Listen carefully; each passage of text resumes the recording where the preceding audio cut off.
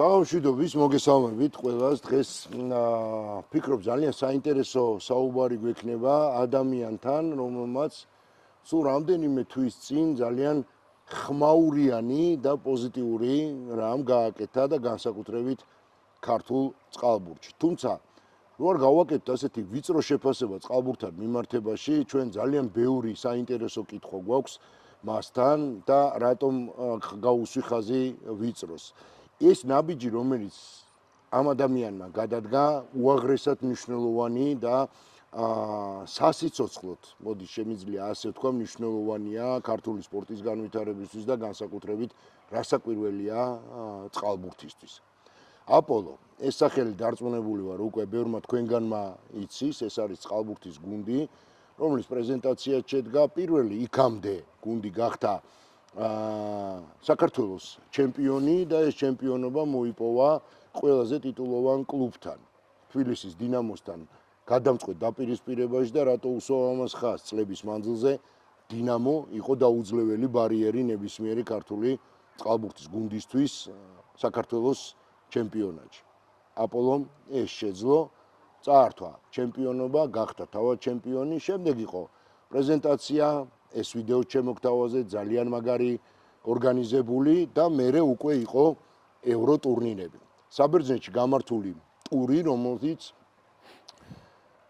სადაც უფრო ზუსტად რომ ვთქვა, დაიდო ის შედეგი, რა შედეგიც ალბათ მიუხედავად დასრულებული აი ამ ბოლო შედეგისა, მაინც ყველა კმაყოფილი იყო და რატომ? ეს იყო 4 თვის შექმნილი გუნდი, რომელმაც საბერძნეთი და კერძოდ ათენი დატოვა ამაყად და რაც თავარია თითოეულმა წყალბურთელმა თავაწეულმა. მოკლედ, ჩვენი დღევანდელი გადაცემის სტუმარი თავად ყოფილი წყალბურთელი, ბიზნესმენი და პირველ რიგში, რაც უმთავრესია, ძალიან კარგი ადამიანი, კაცი, რომელიც ყოველთვის მთელი თავის ცხოვრების მანძილზე გვერდში უდგას ქართულ სპორტს და ქართული სპორტის განვითარებას. დიმიტრი აბდუშელიშვილი. ბატონ დიმიტრი, დიტოთი მოგმართავთ, თუ შეიძლება. ბატონ დიტო, პირველ რიგში დიდი მადლობა, რომ გამონახეთ დრო. მე გავაკეთე შეგნებულად შესავალი, ძალიან ბევრ საინტერესო საკითხზე მოგვიწევს ჩვენ საუბარი, მაგრამ პირველი რასაკვირველია და უმთავრესი, რაზეც მინდა თქვენთან, რითიც მინდა თქვენთან საუბარი დავიწყო, ეს არის მიზანი, თუ რა მიზანს ემსახურებოდა აპოლოს შექმნა. გამარჯობათ, მადლობა. პირველ რიგში მე თვითონ ყოფილი წყალბურთელი ვარ. ჩემი ცხოვრების მანძილზე სულ ფიქრობდი, რომ როდესღაც მე წყალბურთში ჩავერთვებოდი. თქვენ იცით ალბათ, რომ მე საქართველოში არ ცხოვრობდი გარკვეული პერიოდის განმავლობაში და სულ გული მტკიოდა ქართულ სპორტზე, გულშემატკივრობდი. დადგა ის დრო, როდესაც მე ჩავერთე წყალბურთში. ვთვლი, რომ საქართველოს დიდი ტრადიციები აქვს წყალბურთში. ქუთაისის ძალიან დიდი ტრადიცია აქვს, ბათუმის დიდი ტრადიცია აქვს, თბილისის თავისთავად. სოხუმშის კარგი კლუბი იყო წყალბურთის თავის დროზე და ჩემი მეგობრები თამაშობდნენ სოხუმის კლუბში და ჩვენ ყველა ერთი საქართველოს ნაკრებში თამაშობდით, ვიცავდით საქართველოს ღირსებას. ჩემ თაობას ბევრი ტურნირები აქვს საერთაშორისო მოგებული, ჩვენი გამზრდელი მწვრთნელი იყო გურამ ნამგალაური და მისი მეთაურობით ჩვენ დიდი ტურნირები მოვიგეთ საერთაშორისო. როგორც საქართველოს ერთ-ერთი ტურნირი იყო მახსოვს საერთაშორისო, სადაც საბჭოთა კავშირის ხელმძღვანელობამ ნება დართო საქართველოს დამოუკიდებლად გამოსულიყო.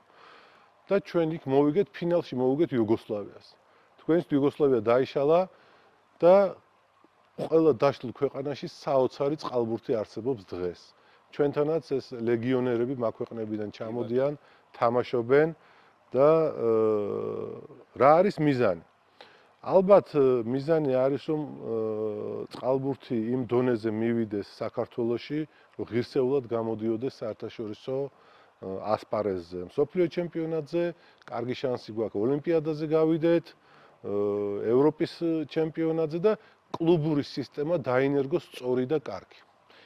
შიდა ჩემპიონატის განვითარდეს, ეგ თავარია ალბათ. მე მაინტერესებს ამოსავალი წერტილი რა იყო, რისთვისაც თქვენ აი ეს საკმაოდ სოლიდური ინვესტიცია განახორციელეთ წყალბურთში და კონკრეტულად აპოლოს. ისიც ბოლო პერიოდში ვაკვირდებოდი რა ინფრასტრუქტურული პროექტები გაკეთდა ამ მიმართულებით საქართველოში. ძალიან სერიოზული და კარგი აუზი აშენდა ქუთაისში. კი ბატონო. აგერ ზუგდიდში, ახალციხე, როგორც თავრობა იძახის, თბილისშიც აშენდება რამოდენიმე აუზი და კიდევ ერთხელ მე ყოფილი წყალბურთელი ვარ. ჩემი ქვეყანა მიყვარს. მე ერთ-ერთი მონაწილე ვარ, როდესაც შეიქმნა მადრიდში კლუბის მართვის მენეჯმენტის ფაკულტეტი ერთ უნივერსიტეტში. კლუბის მართვა, აი ყველგან ყავთ ეკონომისტი, ფინანსისტი, იურისტი. მაგრამ თუ კლუბური სისტემა არ განვითარდა საქართველოში, გამორიცხულია რომ რაღაცა რეზულტატს მივაღწევ. შიდა ჩემპიონატი. შეიქმნა დინამო, მე მათ ვეხმარებოდი, კარგი ბიჭები არიან, შექმნეს, რაც შექმნეს, მაგრამ ფიქრობდი რომ არ შეიძლება რომ სულ ერთ გუნდზე იყოს მოწყობილი მთელი სისტემა და ფიქრობდი რომ შიდა ჩემპიონატი უნდა განვითარდეს. მე ჩემ გუნდელებთან ერთად, მეგობრებთან ერთად გადავწყვიტეთ რომ გაგვეკეთებინა ჩვენი კლუბი და გაგვეწია კონკურენცია დინამოსთვის, გაგვეწია კონკურენცია გავსულიყავით ევროპის ლიგაზე, ტურნირებზე და იქაც გაგვეწია კონკურენცია და ღირსეულად გვეთამაშა. შევარჩიეთ ამ ეტაპისთვის ვფიქრობ ძალიან კარგი მწვრთნელები. ვფიქრობ რომ კარგი რეზულტატი ექნება ამ მწვრთნელებს. დიახ. შეირჩა ისეთი მოთამაშეები, რომელიც ამ ეტაპისთვის საქართველოს ჩემპიონატისთვის კარგია. არ დაგიმალავთ რომ ჩვენ სულ უახლეს მომავალში თქვენი მეშვეობით საზოგადოებას გავაცნობთ რომ ვფიქრობ რომ შემოგვიერთდებიან სოფლიოს საუკეთესო წყალბურთელები საქართველოში. ამით საქართველოს იმიჯი გაიზრდება, პოპულარიზაცია გაიზრდება. ეხლა შენ რო ბოდიში და მესისთან ერთად თამაშობ ფეხბურთს უკვე ეს დიდ რამეს ნიშნავს და აი ჩათვალეთ ესეთი დონის წყალბურთელები ჩამოვლენ, მხოლოდ იმიტომ რომ ჩვენ საერთაშორისო ტურნირებზე წავდგეთ ღირსეულად. ბავშვებს მიეცეს სტიმული რომ ეს კარგი სპორტია, ჯანმრთელი სპორტია, პატიოსანი სპორტია და განვითარების საშუალება და პოტენციალი საქართველოს აქვს. აი ეს არის ძირითადი მიზანი, რისი მიღწევა ჩვენ გვინდა. წყალბურთი არის ის სპორტის სახეობა, სადაც აი წმინდა რო ავიღოთ ბიზნესის თვალსაზრისით, თქვენ უკუგება ვერანაირად ვერ გექნებათ. ხო სწორია. ანუ რეალურად წყალბურთელს ვერასოდეს ვერ გაყიდით იმ ფასად, როგორც თქვათ გაიყიდებიან ფეხბურთელები და ასე შემდეგ. მაშინ რა იყო თქვენი მთავარი მამოძრავებელი ძალა? ესე იგი, ეს არის ემოცია, ეს არის სიყვარული, ეს არის როგორ გაგზარდა მწვრთნელმა. მე ჩემი მეგობრები ძალიან გვიყვარს წყალბურთი. ეხლა ჩემი მეგობრები, ყოფილი ვეტერანები, წყალბურთელები ვერ ვიტყვი რომ კერძო ბიზნესიდან არ შემომიერთდნენ. ეს არიან ძმები ფხაკაძეები, კომპანია ვისოლი, ეს არის სპარი, არჩილ გეგენავა და მოკლედ მთელი ბიჭების რიგი არის, ვინც ნელ-ნელა წყალბურთში ჩაერთვება. დამიჯერეთ მე თქვენ, რომ გარკვეული პერიოდის მერე საქართველოს ჩემპიონატი იქნება ლამაზი ასოებით ჩაწერილი საქართველოს ისტორია, აი დამიჯერეთ რა. არა, ეს შეიქმნება, სწორი სისტემები დაინერგება, ინფრასტრუქტურა ვითარდება, სახელმწიფოსგან ბიუჯეტი იზრდება ყოველ წელს დახმარება წყლის სპორტებისთვის და ეს მთავარი არის, თუ კოლაბორაცია სწორი მოხდა კერძო ბიზნესსა და სახელმწიფოს შორის, რეზულტატი დიდი იქნება. ესეთი პატარა ერი ვართ. ესეთი დიდი სპორტსმენები და მიღწევები, აი დამისახელეთ რომელ ქვეყანასა აქვს. კი ბატონო, მე მოჭიდავეები, ძიუდოისტები, საოცარი რეზულტატი, შტანგა.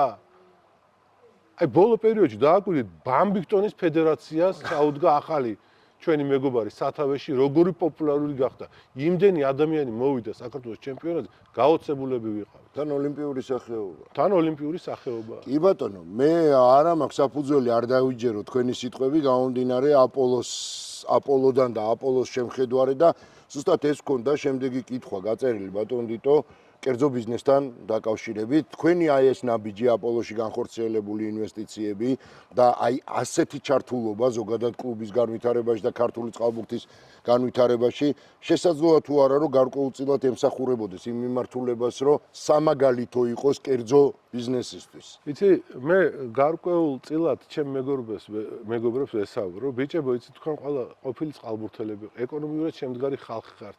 საზოგადოებისთვის ცნობადი სახეები ხართ. ეს არ არის ძვირადღირებული სპორტი. კი ბატონო. სხვა სპორტებთან შედარებით. ეს არის ადეკვატური ხარჯები და აი ყველა ნელ-ნელა უფრო მეც კითხულობენ, უფრო მეც აბა რა ხდება, როგორ არის. ფიქრობდით, რომ ჩვენ გუნდს უნდა ჩაეცვა ქართული ნაწარმი, ტანის სამოსი და ქართველის შექმნილი. ესე ფიქრობდით, რომ იცი მოდი თუ მივიდივართ ღირსეულად წავიდეთ ბოლომდე. ვიფიქრეთ და ყველამ გადავწყვეტ, რომ მოდი ვკითხოთ ავთო ცქვიტინიძეს. მე ვფიქრობ, რომ ავთომ შექმნა ძალიან კარგი უნიფორმა ბიჭებისთვის, რო ვაკვირდები ახლა ევროპაში სხვა კლუბებს, ან თუნდაც საქართველოში, ვფიქრობ, რომ ჩვენი ბიჭები უფრო კარგად გამოიყურებენ. ესეც სასიამოვნო ფაქტია. ამაშიც მიიღო კერძო ბიზნესმა მონაწილეობა. იცით, რადგან ამას ავთო აკეთებდა, რადგან საქართველოს არავის კითხვები არ დაუსვია, რომ რატო დაიხარჯება ფული ამ მიმართულებით რა. და მე ვფიქრობ, ეს უფრო გაღრმავდება. დარწმუნებული ვარ, უფრო გაღრმავდება და კერძო ბიზნესი მიიღებს. რასაკვირველია, თავარ როლს ითამაშებს სახელმწიფო. და სახელმწიფოს როლი ამ შემთხვევაში არის დიდი. თავარი არის ინფრასტრუქტურა.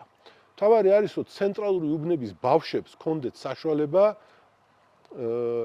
იაფი ტრანსპორტით მივიდნენ აუზზე, ივარჯიშონ. მე თვითონ ვაკის აუზზე გავიზარდე. ცხოვრობდი ყიფშიძეზე, ორი გაჩერება იყო, მივდიოდი აუზზე. სამი გაჩერება იყო საირმის აუზამდე.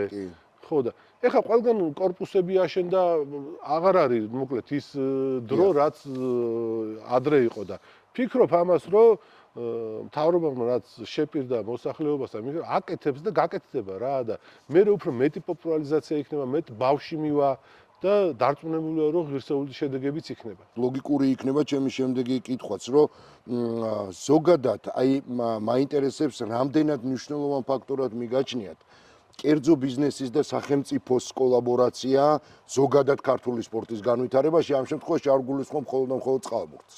უნიკალური ქვეყანა გვაქვს, უაღრესად ნიჭიერი ხალხი ცხოვრობს საქართველოში, ღმერთმა დაგვაჯილდოვა ესეთი ნიჭი. ჯერ რა დღის, როდესაც შენი მოქალაქეა ნონა გაფრინდაშვილი. ხო? ჯერ რა დღის, როდესაც შენი მოქალაქეა ლაშა ტალახაძე.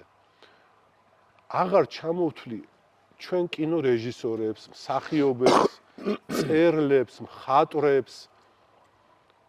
მე მართლა არ მეგულება ქვეყანა ესეთი მასშტაბი, სადაც ამდენი წარმატებული მსოფლიოში ადამიანი ცხოვრობს.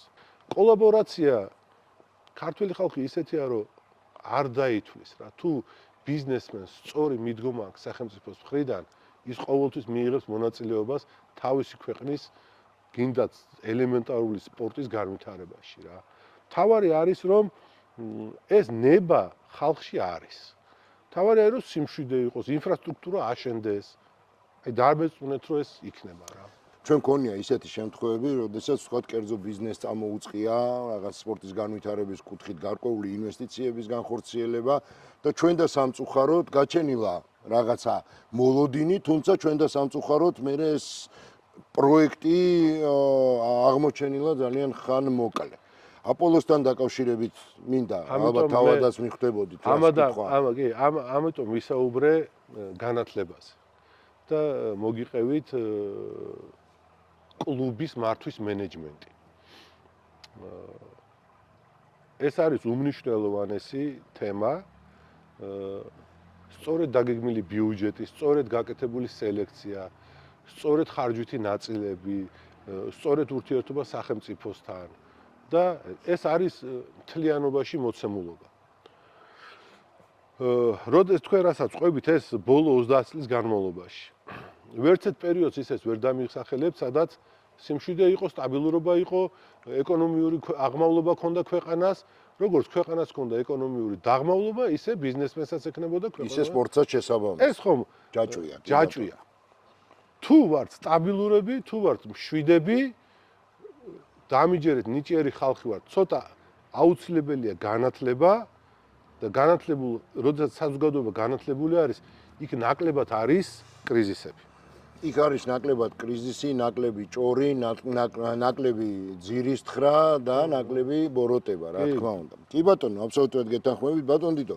დღეს აპოლო არის გამორჩეული გუნდი ქართულ რეალობაში, მაგრამ თქვენი შეხედულებებიდან გამომდინარე აუცილებლად მინდა გკითხოთ, მე როგორც ვამჩნევ თქვენ არაპირებ დაკმაყოფილებას აი ამ მოკლე პერიოდში მიღწეული საქართველოს ჩემპიონატი, თუნდაც საერთაშორისო ასპარეზზე, მაგრამ არის ერთი მომენტი და არ ვიცი და მეთანხმებით თუ არა, არაკონკურენტულ გარემოში ძალიან რთული იქნება აპოლოს განვითარება და პროგრესი და მაინტერესებს ეს რეალურად პრობლემაა, ჩემი აზრით და არის გარკვეული ბარიერი, რომ გუნდმა პროგრესი განიცადოს და წინ წავიდეს და გაცილებით უფრო მაღალი მიზნებისთვის იბრძოლოს. მაინტერესებს როგორ გეგმავთ ამ ბარიერის დაწესებას. მოგიყვებით, თქვენცით რომ ჩვენ ქუთაისში ჩავატარეთ საერთაშორისო ტურნირი ამხანაგური თამაშების, ყავდა სტუმრად იტალიის ლაციო, გერმანიის შპანდაუ, ეს უძველესი ტრადიციული ცნობილი გუნდები.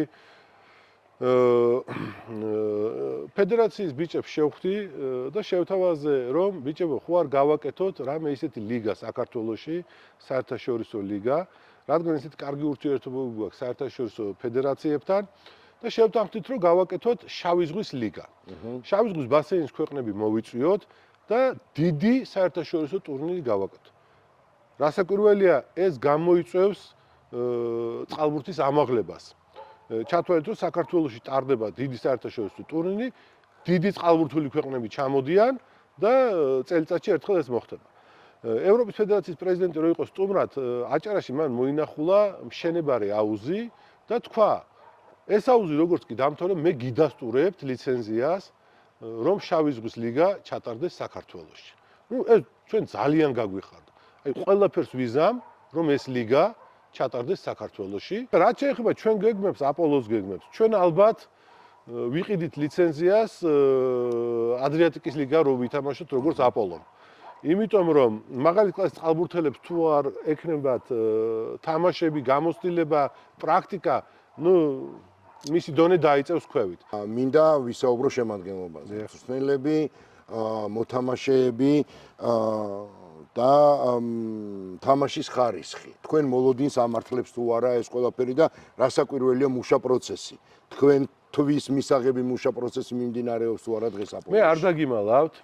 მე როდესაც მწვრთნელებს შევხვდი, ჩემი მათმივართ თხოვნა და ესე თქვა ხედვა და დავალება იყო 2 წლის მერე რეზულტატებზე. მოვლენები ისე განვითარდა, რომ გუნდი კარგი შედგა. ბიჭებმა დაამტკიცეს ნაბიჯზე და ეტაპზე განვითარების მაღალი კლასი. ამიტომ მივიღეთ გადაწყვეტილება, რომ ამ წელსვე ვიბრძოლოთ მაღალი რეზულტატებისთვის. ჩვენ უკვე ერთ-ერთ მინიმუმ ევროპაში საუკეთესო წყალბურთელთან ვერ ვიტყვი წინასწარ სახელს და გვარს, შეთანხმება გვაქვს, რომ ის ითამაშებს აპოლოში. მე ვფიქრობ, რომ ეგ ერთ-ერთი წარმატებული წყალბურთელია. მას დიდი შანსი აქვს, რომ ჩვენთან ერთად გახდეს ჩემპიონი. და რასაკვირველია, არის ერთი წყალბურთელი, ის არის მსოფლიოს ლიდერი, ის ასაკითაც უფროსი არის. ჩვენ გვინდა, რომ ამ გუნდს ყავდეს წყალში მწვრთნელი. წყალში ლიდერი, ვინც ერთი ვისთანაც ერთად თამაშის სიამაყეა, მეორეს ერთი რომ დამიჯერეთ, რომ ეგრე წყალში ჩავა მოწინააღმდეგე გუნდს, ბევრი საფიქრელი გაუჩნდება, რომ ესეთი გუნდია აპოლო და ესეთი ხალხი თამაშობს. და ეს გაუხსნის სხვა კლუბებსაც გზას. აი რატომ? იმიტომ რომ რეიტინგი საქართველოს გაიზრდება, დინამოსთვის ადვილი იქნება მე მოიძდოს კარგი წყალბურთელები საქართველოს. ისინი უყურებენ ვინ თამაშობს საქართველოს წყალბურთს. ჩაწერენ, ამიტომ ამ შემთხვევაში ჩვენ ხსნით მაგ გზას, რომ იცით რა, ბიჭებო, ყველა კლუბს გეხსნებათ გზა, იმიტომ რომ დონე აიწევს, ჩამოიყვანოთ კარგი ღირსეული ლეგიონერები და ითამაშოთ საქართველოს ჩემპიონატში. ეს გამოდის თითქოს ერთგვარი პიარია არა მარტო აპოლოსთვის, არამედ ზოგადად ქართული წყალბურთისთვის. იცით, მოდი შევთანხმდეთ ერთ რამეზე, რომ ჩვენ უდგებით საკითხს მთლიანად ქვეყნის მასშტაბით. ეს არის კი აპოლო კერძო კლუბის ისტორია და ჩვენი გათვლები იყო 2027 წლისთვის რეზულტატებს. კი ბატონო. მაგრამ უაღრესად კარგი მწვრთნელები აღმოჩნდნენ, ორივე ტიტულოვანი წყალბურთელია, ერთი ორგზის მსოფლიო ჩემპიონი, მეორე ოლიმპიური პრიზიორი, ხორვატიას ავარჯიშებდნენ, სერბებს ავარჯიშებდნენ და ჯერ გამიხარდა, რომ მთავარი მწვრთნელი დათანხმდა საქართველოში ჩამოსვლას, შეხედა ნერგავს დამიჯერეთ მე ახალ წყალბურთს. სისტემები განსხვავდება, რაც აქამდე იყო. მე უფრო მეც ვისურვებდი, რომ იცი, რაღაცა მწვრთნელებს ჰქონდეთ ერთმანეთში საქართველოს მწვრთნელებს ერთმანეთთან კარგი ურთიერთობა. აქ არ არის შენ, მე, გასაყოფი არაფერი არ არის. მაინც ეს ყველაფერი უნდა დამთავრდეს საქართველოს ნაკრებისთვის. თავარი არის ჩვენი გერბი, დროშა, ჰიმნი, ჩვენი იდენტობა და ქართველობა. თუ ვინმე რამეს მიაღწევს, ეს მხოლოდ საქართველოს ნაკრებისთვის უნდა იყოს. თქვენ ბავშვები ახსენეთ და შესაძლოა თუ არა, ბატონო დიტო, რომ უახლოეს წლებში, უახლოეს მომავალში აპოლო ჩამოყალიბდეს სრულფასოვან კლუბად და მაგალითად ჩვენ ვიხილოთ აპოლოს ასაკობრივი გუნდები. მოგახსენებთ მაგ საკითხსაც, ჩვენთან გუნდში ახლა მიდის შერჩევა მწვრთნელების, იმიტომ რომ ბავშვთან ურთიერთობა არის სპეციფიური თავისთავად. ანუ არის მწვრთნელები, რომელიც არ ფიქრობს ბავშვის ფიზიკურ მდგომარეობას. ის მოკლე რეზულტატებზე ფიქრობს. ამ შემთხვევაში ჩვენ მივდივართ, მნიშვნელოვანი არის ისეთი მწვრთნელები ჩამოვიდნენ საქართველოში, ვინც ბავშვებს სწორ სისტემას დაუნერგავს, სწორ ფიზიკურ მომზადებას. ბავშვი სულიერად ფიზიკურად ჯანმრთელი უნდა გაიზარდოს. ამ ქვეყნის შვილი უნდა ამაყობდეს თავის ქვეყნით. რა მნიშვნელობა აქვს წყალბურთელია, ჩონგბურთელია თუ ვინ არის? აქ ხო ყველა ვიზდები ჩვენ ასაკი გვემატება და გვინდა რომ ჩვენს მერე ბავშვები მოდიოდნენ საუკეთესოები, ხო? ისურჩევნია მამულსა, რომ შვილი ჯობდეს მამას. ჩვენ გვყავს შერჩეული რამოდენიმე მწვრთნელი, მათთან საუბრობთ. ესენი არიან ძირითადად აკადემიების, ევროპის აკადემიების მწვრთნელები, სადაც რამოდენიმე სისტემა არსებობს. ჩვენ ვარჩევთ იმ სისტემას, რომელიც ქართულ მენტალიტეტს მოერგება, ქართველობას მოერგება. ამიტომ ვფრთხილობთ მაგ მიმართულებებს. სერბებს თავის მიდგომა აქვს, ხორვატებს თავისი, ფრანგებს თავისი და ესპანელებმა ახლა საერთოდ თავისი ხედვა დაიწყეს, თავისი მიდგომები და საოცარი სკოლები აქვთ ესპანელებს. ჩვენ რამოდენიმესთან პრინციპში გასულები ვართ ფინალში, საქართველოში რომ შევუქმნათ პირობები, ჩამოვიდნენ. ყველაფერი დამოკიდებული არის, როგორი ინფრასტრუქტურა იქნება აქ. თუ ახლა ის მწვრთნელი ჩამოვიდა და არ არის ინფრასტრუქტურა, მაშინ რეზულტატიც არ გვექნება რა. აქ არის მნიშვნელოვანი ისევ და ისევ ინფრასტრუქტურული განვითარება სპორტში და წყალბურთში რა. რას უნდა ელოდოს ქართველი გულშემატკივარი მომავალში აპოლოსგან და მოდით მონპელიე იყოს ამოსავალი. ამ შემთხვევაშიც უფალს მადლობას ვუხდი, რომ მოხვდით ყველაზე რთულ ჯგუფში.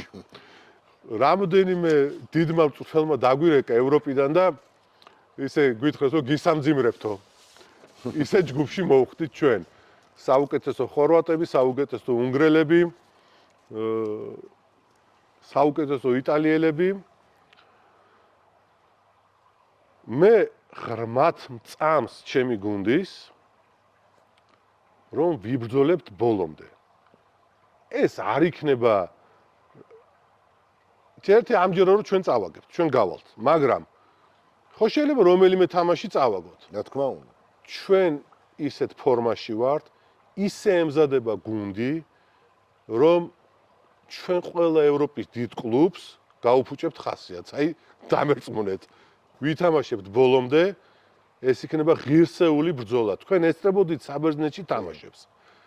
თქვენ დაესწარით იმ ტყივნეულ თამაშსაც, სადაც მთელი თამაშის პერიოდში ვიგებდით და ბოლო წუთებზე წავაგეთ თამაში. სადაც ორი მოთამაშე გაგვიგდეს. და მნიშვნელოვანია, რომ საჯები იყვნენ ნეიტრალურები. შეიძლება მე როგორც წყალბურთელი ყოფილი და როგორც კლუბის ხელმძღვანელი არ უნდა ვამბობდე ამას, მაგრამ მნიშვნელოვანი ფაქტორი არის, იმიტომ რომ ეხლა საბერძნეთში ვიყავით, ასაკურველია, ბერძნები იყვნენ ფავორიტები. რა თქმა უნდა. და ჩვენ ეხლა ორი მოთამაშეს რომ გაგიგდებენ და მაინც რომ უგებს სამი პერიოდი, მეოთხე პერიოდში დავმარცხდით, ხო? მოუგეთ ჰოლანდიას. თქვენ ნახეთ რა დაძაბული და რა ტრაგედია იყო, პენლებით გავედით. მერე შპანდაუს, შპანდაუმ ყველა მაგათ გადაუვარა და ჩვენ მოუგეთ 6 ბურთით. ხო? აი მინდა ვთქვა, ძალა ერთობაში, ძალა გუნდურობაშია. ძალა არის მენეჯმენტში, მწვრთნელებში, ბიჭებში. ამდენი გულშემატკივარი ჩამოვიდა. რო უყურებდი, მე ამაყებოდა. ჩამოვიდნენ ჰიმნი იმღერეს ბიჭებმა, უცბად ჰიმნი დაწერეს. მე მჯერა ამ გულშემატკივრებისაც. მათ მინდა დიდი მადლობა გადაუხადო. მათ ველოდებით მონპელიეში. უკვე დიდი დროშებით და წელი ამბები. მეტი რაოდენობით და ასე შემდეგ. აი ესეა რა, ერთმანეთს უნდა გვერდში დაუდგეთ. ბატონ დიტო, რა არის თქვენთვის აპოლო? მე მქონდა დიდი განსასწრელი და ღმერთმა ამ განსასწრელის მერე იმხელა საჩუქარი გაუკეთა ჩემ ოჯახს, მთელ ჩემს საგვარეულოს გამიშთა ბიჭი, ივანე აბდუშელიშვილი. საოცრად კარგი შვილები გვყავს, უფროსებიც, უმცროსებიც, ეს პატარაც, საერთოდ შეცვალა ჩვენი ცხოვრება.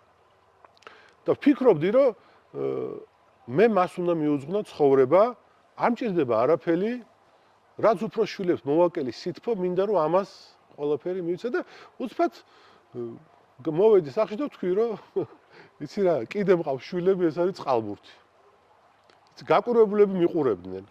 რომ იცი, მაგრამ მათ ისე ეამაყებათ ჩემი საქციელის, ჩემ ოჯახს, რომ პირიქით ყველა თამაშზე ესწრებიან, ყველა მივლინებაში ჩამოდიან, ცდილობენ გვერდში დამიდგენ. მე ძალიან დიდი მადლობელი ვარ ჩემი ოჯახის, ჩემი ცოლშვილის. ალბათ მე რომ ეს შიმშვიდე და ეს სითბო არ მქონდეს, ვერ მოვიცლიდი წყალბურთისთვის რა. და დღეს ვიძახი რომ როგორც ეხლა ვთქვი რომ იცი რა, მე ხომ მყავს, აი კიდე მყავს შვილები, ეს არის აპოლო. აი დაიჯერეთ რომ იქ ისეთი ქართველი წყალბურთელები გაიზრდებიან, გარკვეული პერიოდის მერე ყველა ვიამაყებთ ამით. და ბოლოს აპოლო ჩემთვის. და ბოლოს მინდა გითხოთ, რა და რომელი იქნება ის მომენტი დიმიტრი აბდუშელიშვილისთვის, როდესაც ჩათვლის, რომ აპოლოს შექმნით, აი ამდენი რესურსის აპოლოზე დახარჯვით, იგი არის გამარჯვებული და დარჩა გამარჯვებული. ესე იგი, გულში რაც მაქვს, იმას გეტყვით. მე უკვე რამოდენიმე ჩინურ კომპანიასთან საუბრობ და ორ თურქულთან ვინ ამიშენებს აუზს საქართველოში. როდესაც აპოლოს ექნება აუზი, სადაც გაიზრდებიან ბევრი ბავშვები, მიზანი მიღწეული. ეს იქნება გამარჯვება. კი, მე ამის პირობას შემდეგ 3 წლის განმავლობაში ვდებ. ამ აუზზე გაიზრდებიან ღირსეული ბავშვები. ძალიან დიდი მადლობა. პირიქით თქვენ საინტერესო მადლობა. საუბრისთვის, გულწრფელი საუბრისთვის და იმ საქმისთვის, რასაც თქვენ აკეთებთ არა მარტო წყალბურთის, ვერ ვიტყვი რომ ეს მარტო წყალბურთია, ზოგადად ქართული სპორტის განვითარებისთვის. ბატონი დიმიტრი აბდუშელიშვილი იყო ჩვენი დღევანდელი გადაცემის სტუმარი და ჩვენ აუცილებლად გვჭირდება კერძო ბიზნესის ჩართულობა ქართული სპორტის განვითარებაში და დიმიტრი აბდუშელიშვილის ხმაურიანი ნაბიჯი აპოლოს შექმნასთან დაკავშირებით ჩემთვის არის სამაგალითო, თუმცა მე არა ვარ ბიზნესმენი, მე ვარ ჟურნალისტი. ბიზნესმენები ხართ თქვენ და მე მინდა რომ ბატონი დიმიტრის ეს ნაბიჯი თითოეული თქვენგანისთვის იყოს სამაგალითო. დაუდექით ქართულ სპორტს გვერდში, იმიტომ რომ ეს არის სფერო, რომელსაც ყველაზე დიდი ბედნიერება მოაქვს ქართველი ხალხისთვის. მადლობა კიდევ ერთხელ და გემშვიდობებით. კარგად ზანდებოდეთ.